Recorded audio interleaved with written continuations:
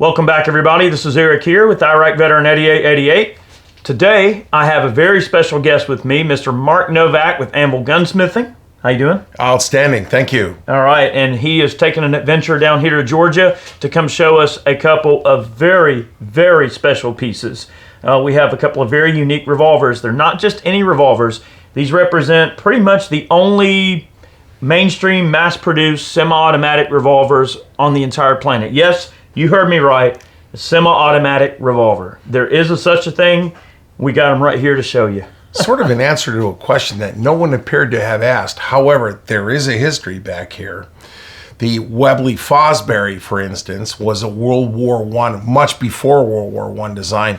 And as we get into this, we'll see that this thing is kind of crazy. But at the time, it was actually a pretty good answer to how do you get 6 large bore rounds in a hurry without having to come off your sight picture.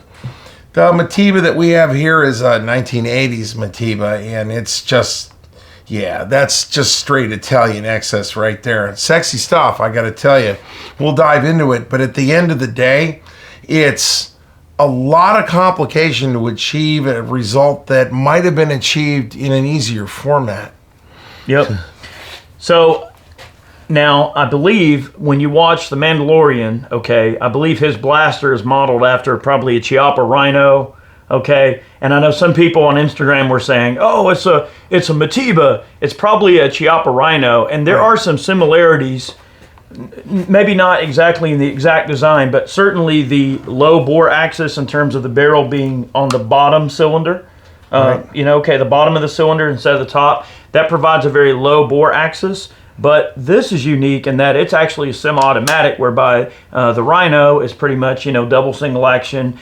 Kind of the same, kind of not. I know a lot of people compare this to a Rhino, but it's not quite the same thing. It's not quite the same thing. It's an extremely complex piece of equipment. Made in the 80s, made in Italy, and it's semi-automatic. So when the barrel comes to the rear, it grabs the cylinder and it rolls it around and it cocks it. And then from there on out, it's a semi-automatic, right? So you get that nice, sweet reset and trigger pull that you cannot get out of a double action, single action revolver.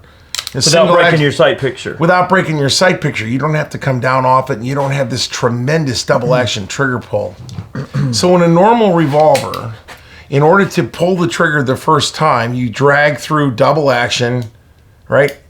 And the hammer will cock and the hammer will then fall. In order to get it to go single action, you have to cock it.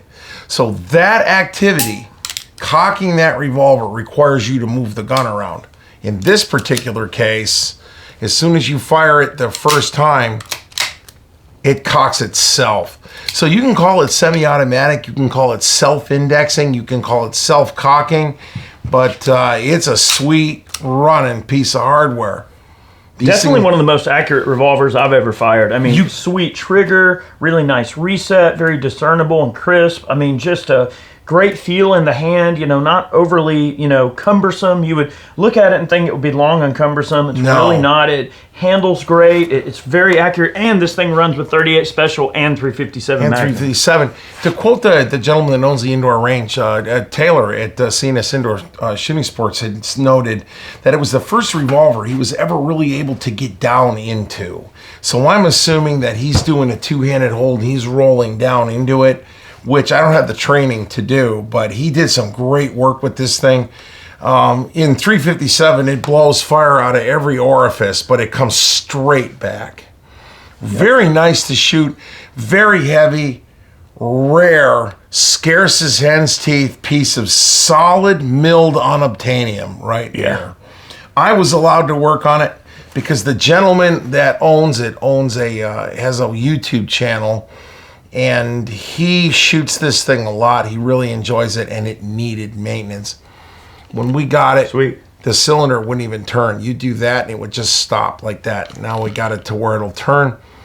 In the Anvil video that I made on this, we've taken it all the way apart. I had every single one of the 141 individual pieces in this thing laying on a table. And I'll tell you what, 141 parts. 141 pins, screws, gizmos, Jesus clips. That's something that when it goes flying across the room, only the Lord knows where it went. There's all those things all over this. And I told him I would do it again for him 10 years from now for $2,000 because I'm not taking this gun apart again. Worse than a Browning A5? A5s aren't that bad compared to this. The problem is that in order to have this low bore center line, there are a lot of forces that have to come up one side of this action across and down through torque tubes. So, wow. Lots of parts count. The inside of the rear end of this revolver makes a drilling look simple. All right, I brought your drilling back today, and that drilling is simple compared to this thing. But when you run this, it is amazingly smooth. Now, the other end of this continuum, this is the other end of this continuum. Hey, before we move on to the Fosbury, yes. I've got a question about the Matiba. Okay. So, if you were to break apart on this gun, what do you do? Call me. Trouble, huh? You're just done. You're done. You're just in trouble, huh? The first thing you don't do is you don't take it apart. Dear God, don't send me this gun in a bag because I'm defenseless. I've got a gun in my shop called an Ultramatic. It was made for 1 year. It was made in Germany. Right. There was not a single part on that gun that does anything else other than what it does. And there were a few parts that were missing and it had been taken apart before I got it, and it's like shooting a pocket watch and then asking me to build it again through the stem hole. All right? Wow. So you don't want to break apart on that. You just don't want to break apart.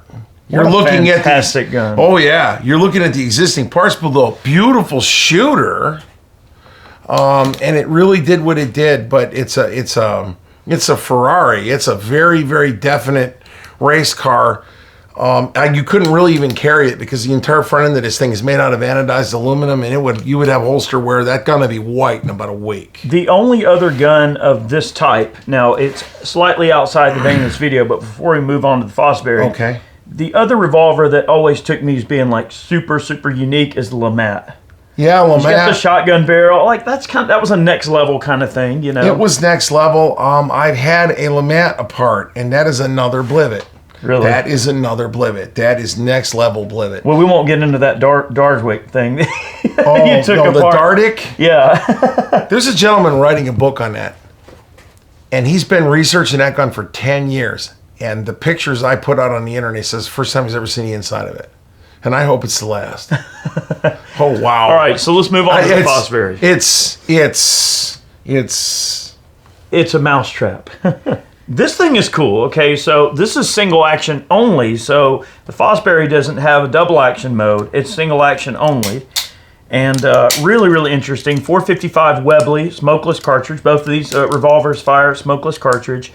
And I was really, really impressed at the level accuracy that this thing... Oh, this thing's spot on. It was really, really accurate, and I was very pleased with the accuracy. It's got an excellent single-action trigger. It's gentle shooting. It points really naturally, so it's still a Webley in that sense, right? There's a lot of standard Webleys out there, different marks of Webleys that are non-semi-automatic. This is obviously the Webley Fosbury is a semi-automatic version of the Webley. Right, and its lack of complexity means it's lacking some features. Now, that say the Matiba has. Now, a feature is a defect that hasn't been correctly marketed, and just remember that, okay? So in this particular case, when you drop this hammer and you're cocking a hammer, the cylinder isn't doing anything.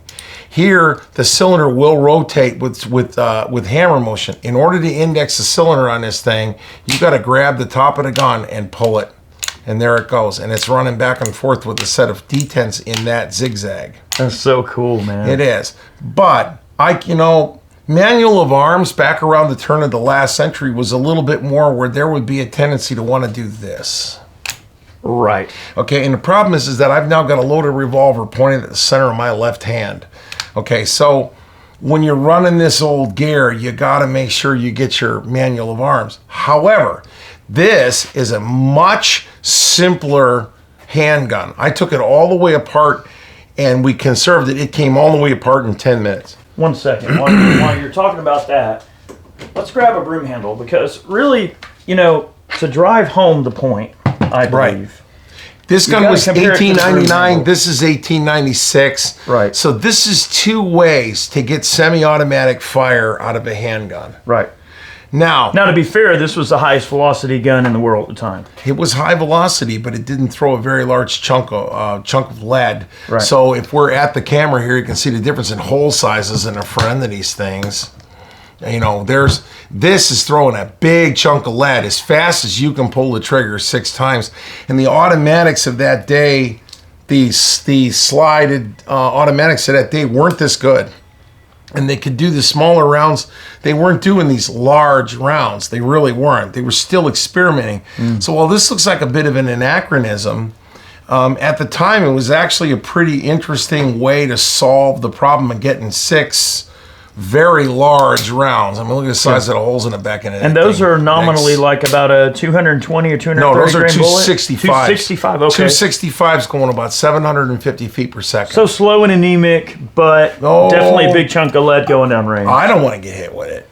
But big chunk of lead going down range, and it's not that much larger than a standard Webley revolver. It's really not. And not much heavier either. Right. About the same weight. Now, it's very British. It has a lot of V springs in it, but it doesn't have very many screws in it. It's actually, I found it to be a pleasure to operate on and shoot. It doesn't really, it has a safety, and when you actuate this safety, it cocks the whole frame back and it locks the hammer and it locks this out. It's, again, very British. This is not a draw and wipe safety. This is, I'm going into town. I've safed my weapon. You know what I'm saying? And then I'm back in the combat zone. I've unsafed my weapon. That's where I'm thinking I am with that. I'm sure there's a lot of guys that know a lot more history about it. I just had the opportunity. The same gentleman owns both of these particular pieces of equipment, and he did everything he could to maintain them. And then he got to a point where it was time for me to come in and do the maintenance. And he shoots the heck out of these things. He has a website. He's called Phoenix Fart. I mean, that's the name of his website. I mean, what goes for him? That website name doesn't ring well on a 58-year-old man, but it works great on a guy that's 30, right? But he wanted them done. They were both bone dry. They were both filthy, and they looked this nice. So in terms of these Webley Fosbury's, yes, sir. How many of these do you think they produced in comparison to the standard issue Webleys? I'll tell you straight up, I don't really know because they made a lot of civilian variants of this. But they're not common though, regardless. They are not common. They are not inexpensive. You're not just going to go out and buy a Fosbury. I will tell you straight up, this is the first one I ever laid eyes on that wasn't in a book. This is the first time I physically held it. That was how I was the first time I handled a LeMat revolver. I was like, well, I'm not going to own this, but it's still pretty cool to handle one. And your first impression of that thing is how big it is. Yeah. Yeah. But I took it apart anyway because it's just a machine. But I've never handled one of these, and I had never handled one of these. I just had never done it before. And they're just machines. Now, that's in my world. How many of them are there? I don't know. This rare stuff just keeps falling and hitting me in the face. This Astra, for instance, that was a lot of fun. I got to take that back to Charleston and run that. That was a lot of fun. I gotta like that. It'd be cool, even cooler if it was like full auto. But that's how you get 10 rounds out of a 9mm 38 caliber gun. This is 6 rounds out of a 45 caliber gun, and it's 6 to 1, half a dozen another. They were still trying to figure out where they wanted to go with all this. Well, the broom handle certainly was a much more mass-produced pistol or something like that. So in terms of people that are looking for odd World War I era pistols, the broom handle is probably going to be a little bit more obtainable. A little bit more. In terms of price, there's definitely a lot more of these out there. And they are very, very neat guns, and they have, of course, a just wonderful classic appearance. But yes, guys, there is a such thing as a semi-auto revolver, and you were looking at probably about the only two, other than maybe some prototypes and things. This is pretty much your 2 production semi-auto revolvers. Yes, they do exist, and here they are in one place. And I will tell you, these are probably the only 2 of these in this end of the state. They're not that frequent. You were talking about the Rhino. There's the Korth revolver out of Germany. There's a lot of really, really unique pieces of kit out there, but man, the ones from the 80s. This gun was made, by the way, let me go sidebar on you. This gun was made all the way up in a 454 Casull. Okay, oh man, this I bet that'd thing. be cool. Now this didn't they make carbine versions of these as well with stocks and all? I cannot verify that, although it'd be very, very easy. This stock is held on like a Dan Wesson, so you pop that screw and that comes off, and it'd be very easy to just go. Well, I'll tell you, I expected it to be accurate, but it is most certainly really, really accurate. It was way more accurate than I honestly at first gave it credit for. Like when I take a nice Smith & Wesson revolver out and I shoot single action, take my time, you know, I can put those rounds in the clover leaves on the plate. I was thinking, all right, is it going to be like that? And I was super surprised it was. It shoots just like a revolver should shoot in single action. Should shoot, but because you have all this mass coming to the rear, the recoil impulse is very gentle, and the line of thrust down the barrel is darn near down your index finger. Yep. I mean, it's like M&P 40 territory right there in terms of where it goes. Yep. So very little muzzle flip. This is an after add-on muzzle brake that really tames this thing even more. The Webley, on the other hand, is the definition of high thrust axis, and it flips. It's really not that bad, though. No, yeah, it is not that bad, but you totally lose the sights on this thing for me. I'm blind. I lose the sights when I'm shooting it.